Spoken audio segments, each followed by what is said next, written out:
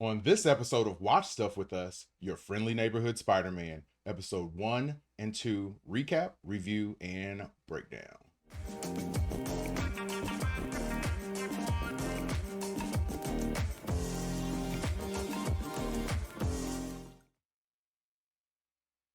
Thanks for tuning in to another episode of Watch Stuff with Us. My name is JD.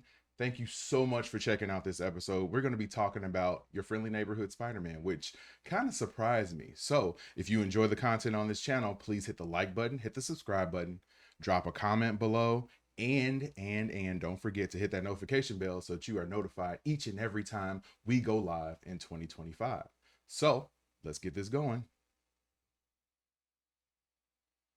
We just passed 300 subs, so we thank everybody for doing that. Man, we're trying to get to 500 real soon, so you can help us with that. If you are not a subscriber, hit that sub button right now. But yeah, let's talk about your friendly neighborhood Spider-Man. I did not have high expectations coming into this show. Marvel Animation let me down a little bit with What If, the last season of What If. We covered that on the channel. Go back and check out those recaps if you like. But I was not very impressed with that show. I felt like they had an awesome premise that could have turned into some really good content, but mm-mm. Didn't happen. They definitely didn't stick the landing. There were some things that happened in there, but I mean, I'll talk about it on a different one. You are here for your friendly neighborhood Spider-Man. So, like I said, I wasn't too excited about it, but I was pleasantly surprised once I saw it. So, I am using this screen rant breakdown to sort of highlight some of the things that I wanted to talk about. So, let's scroll through there. Credit goes to Screen Rant. We appreciate them. Follow them on Twitter. I don't think they're on YouTube yet, but they are on Twitter/X. So follow them there. But we're going to use that as a little bit of a breakdown or a guide for our breakdown.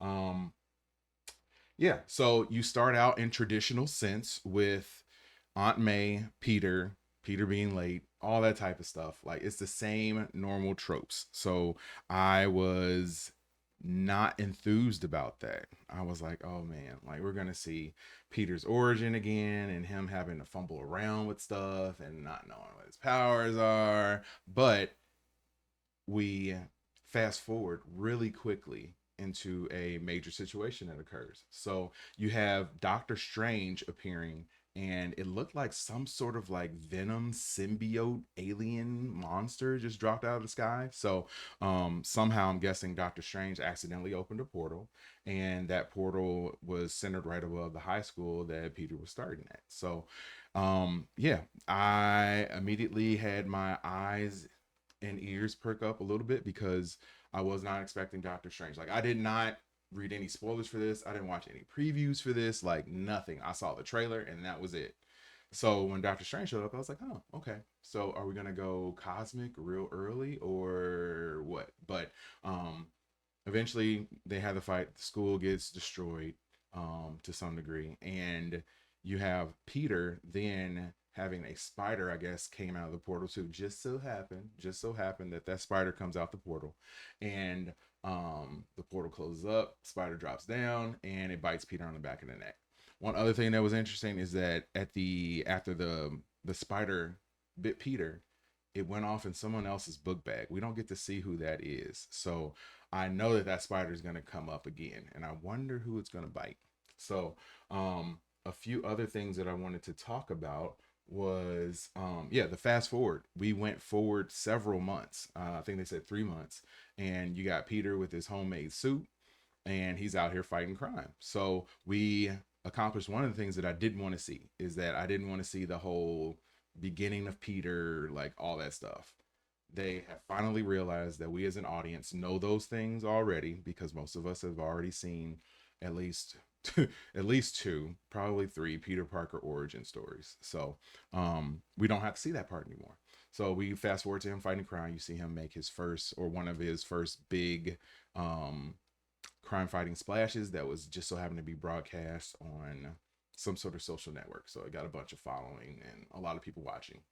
Um, I don't want to talk about the Pearl stuff and how she used to be his babysitter. I know that might come into play later, but it's an interesting subplot, not really that big.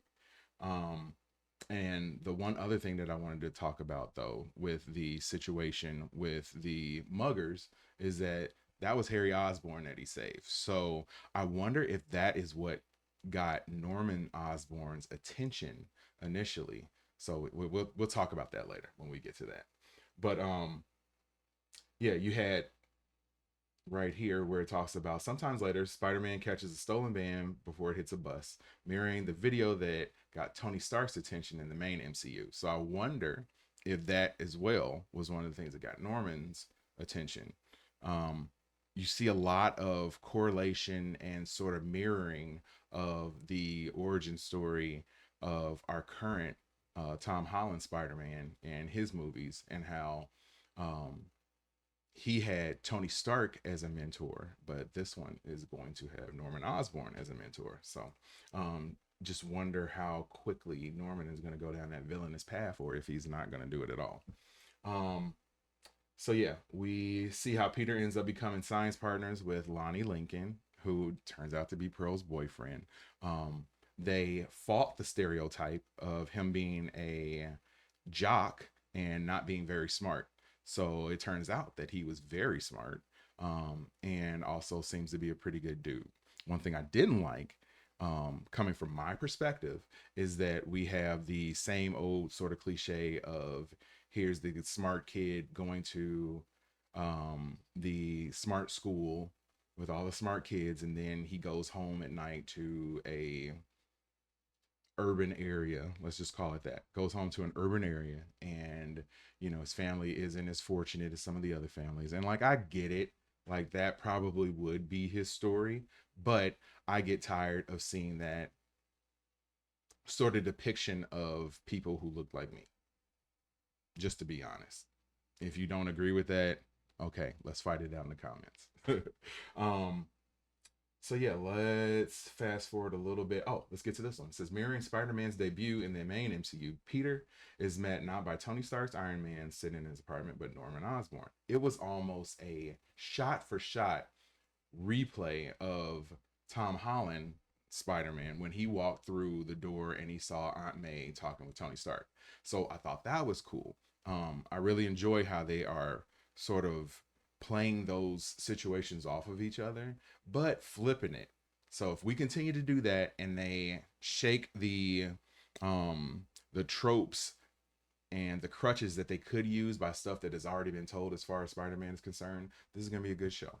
Um, so yeah, and then it says it started episode 2. Norman invites Peter to join Oscorp's internship program.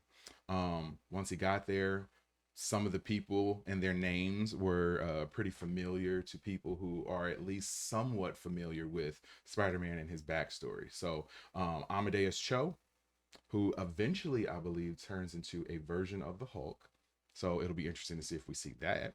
And then you have Dr. Carla Connors, who is a likely, unless it's going to be somebody else, maybe it's her, maybe it's somebody else, but is likely to eventually be the Lizard. And you see that she's missing one of her arms, so I'm guessing that that's going to be the justification for either her experimenting to try to grow that arm back like some lizards do, um, or maybe someone in her family is going to be doing that and trying to help her out, or that's what she's studying, and then they end up getting hurt and turned into the lizard. So interesting sort of flip on things with that, which I enjoyed as well.